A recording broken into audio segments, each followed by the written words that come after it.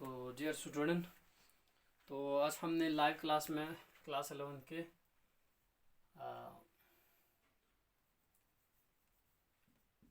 के हमने जो है एसिड रेन पढ़ा था। ठीक है, तो एसिड रेन होता क्या है? ठीक है, तो उससे पहले मैं थोड़ा सा आप लोगों को पीएच स्केल के बारे में बताऊंगा ताकि आपको थोड़ा सा एसिड रेन के बारे में समझ में आएगा। ठीक है, तो ये रहा हमारा पीएच स्केल। ये हो हमारा 7, ये हमारा 14 और हमारा 0।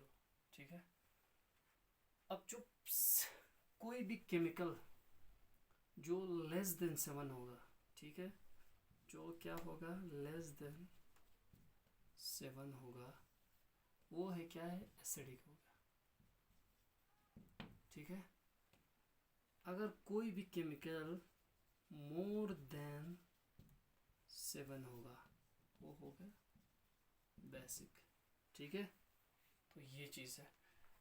तो रेन का तो आपको पता है कि रेन, ठीक है, एसिड भी आपको पता है, वो बारिश जो एसिडिक होगा। ठीक है, तो इसका मतलब है कि एसिड बनना कि वो बारिश शायद वो एसिडिक, इसका मतलब कि वो इसका पीएच जो है वो लेस देन 7 है, तो उसे हम क्या कहते हैं कि एसिड रेन कहते हैं।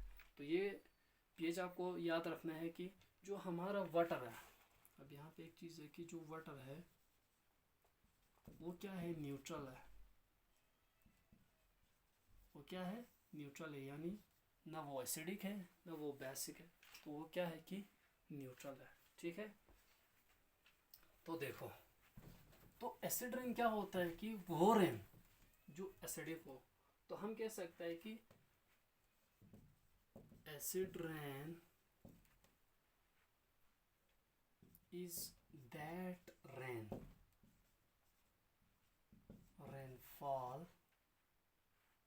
that has been acidic।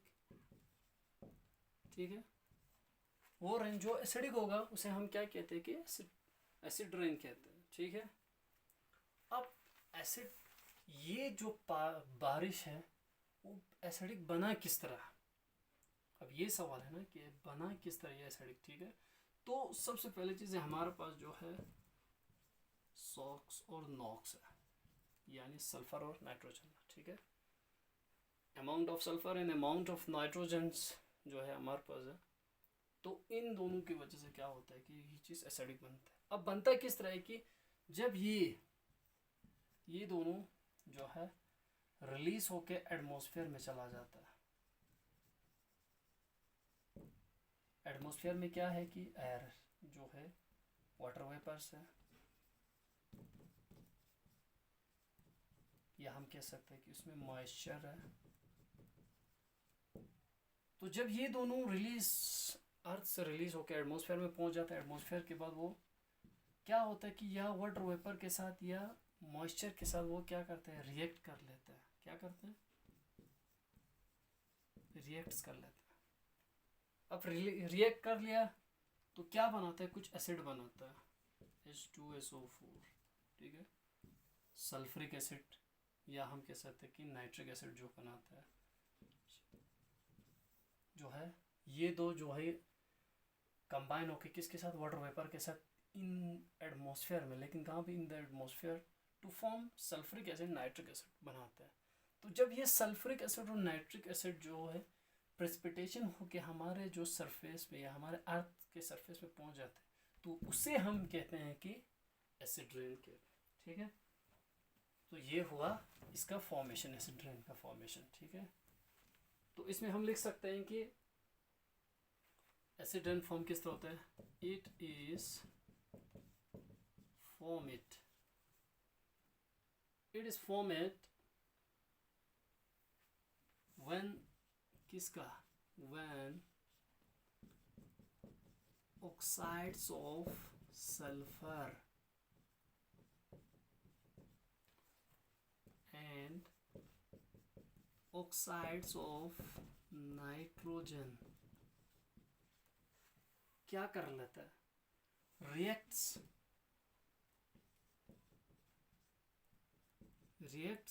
with water vapor, या हम कह सकते हैं मॉइस्चर इन एटमॉस्फेयर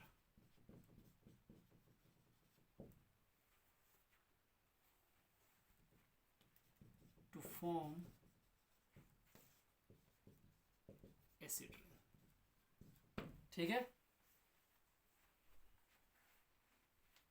तो जब क्या है कि जब ऑक्साइड्स ऑफ सल्फर और ऑक्साइड्स ऑफ नाइट्रोजन रिएक्ट करते हैं वाटर वेपर के साथ या मॉइस्चर के साथ एटमॉस्फेयर में, तो उससे क्या बनता है कि सल्फर डाइऑक्साइड बनता है। ठीक है, ये सॉरी एसिड रेन बन जाता है। ठीक है, sulphur dioxide plus water in presence of fire H2SO4।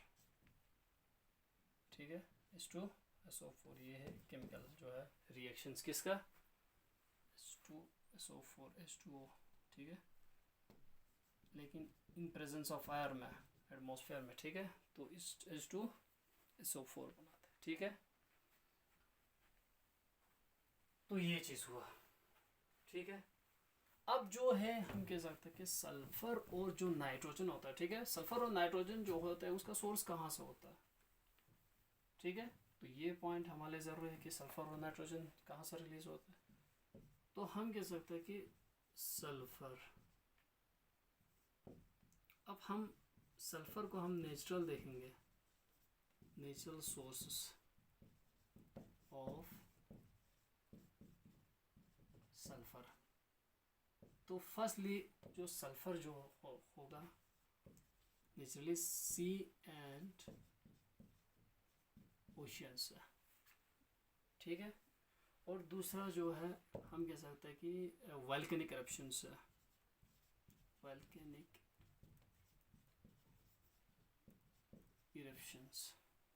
अब तीसरा जो पार्ट हम कह सकते हैं कि बायोलॉजिकल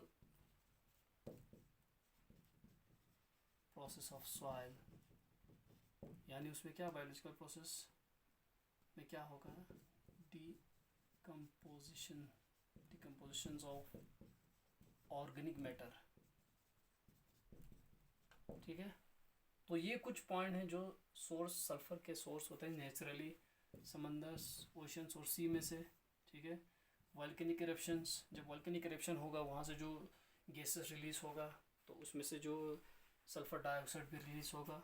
ठीक है, या बायोलॉजिकल प्रोसेस ऑफ सॉइल, जो बायोलॉजिकल प्रोसेस में जैसे कि बायोलॉजिकल प्रोसेस में हम डिकम्पोजिशन ऑफ मैटर, हमें पता है कि एक ऑर्गेनिक मैटर जो है, ऑर्गेनिक मैटर के अंदर जो है क्या होता है कि बहुत सारे ऑर्गेनिक चीज़ें, ऑर्गेनिक मैटर के अंदर जो जब वो डिकम्पोज हो जाता है तो उसमें से बहुत सारे गैस रिलीज हो जाता है। ठीक है, तो उसमें से जो है सल्फर भी रिलीज हो जाता है।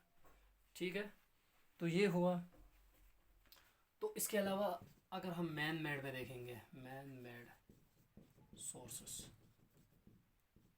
अगर हम मैन मेड सोर्सेस में देखेंगे तो क्या होगा, फर्स्टली हम देखेंगे मैन मेड सोर्सेस में कि बर्निंग ऑफ कोल,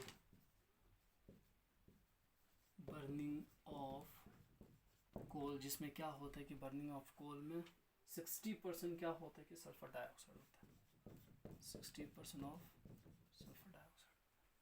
अच्छा, इसके अलावा हम कह सकते हैं कि पेट्रोलियम प्रोडक्ट्स, PETROLEUM,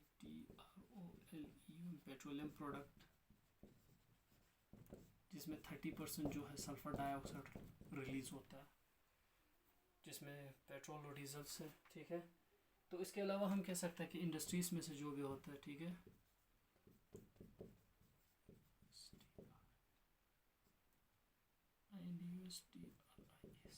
इंडस्ट्रीज में से जो भी रिलीज होता है। ठीक है, इंडस्ट्रीज में से कोई भी केमिकल इंडस्ट्रीज, या कह सकते हैं हम केमिकल इंडस्ट्रीज, फर्टिलाइजर इंडस्ट्रीज,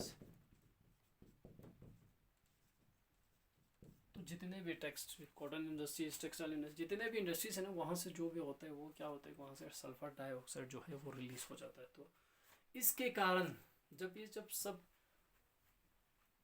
जब इनमें से जितने भी सल्फर डाइऑक्साइड होते हैं वो रिलीज होने के बाद कहाँ चला जाता है, वो एटमॉस्फेयर में चला जाता है। ठीक है, तो एटमॉस्फेयर में जाने के बाद रिएक्ट होकर जो acid rain surface of earth तक प्रेसिपिटेशन हो जाता है। तो ये रहा हमारा जो है एसिड रेन का। तो ये कुछ पॉइंट है जो हम कह सकते हैं कि फॉर्मेशन ऑफ एसिड रेन बन जाता है। ठीक है, थैंक यू स्टूडेंट्स।